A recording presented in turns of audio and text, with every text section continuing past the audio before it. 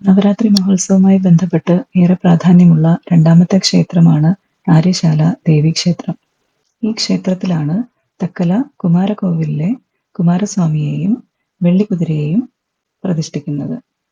ആര്യശാല ദേവിയുടേത് വട്ടശ്രീകോവിലാണ്. വട്ടശ്രീകോവിലിന് മുന്നിലായി ഉള്ള നമസ്കാര മണ്ഡപത്തിലാണ് കുമാരസ്വാമിയെ പ്രതിഷ്ഠിക്കുന്നത്. വിജയദശമി നാളിൽ ഇവിടെ നിന്നും വെള്ളിക്കുതിരയിൽ എഴുന്നള്ളിച്ച് പൂജപ്പുര സരസ്വതി മണ്ഡപത്തിലേക്ക് ആനയിക്കുന്നു. അവിടുത്തെ ചടങ്ങുകൾക്ക് ശേഷം വൈകുന്നേരം മടക്കയാത്ര ആരംഭിക്കുന്നു. കുമാരസ്വാമിയെയും വെള്ളിക്കുതിരയെയും ദർശിക്കുന്നതിനായി അഭൂതപൂർവമായ തിരക്കാണ് ഈ ക്ഷേത്രത്തിലുള്ളത്. പത്മനാഭപുരത്ത് നിന്നും ഈ പല്ലക്കിലാണ് കുമാരസ്വാമിയെ എഴുന്നള്ളിച്ച് കൊണ്ടുവരുന്നത്.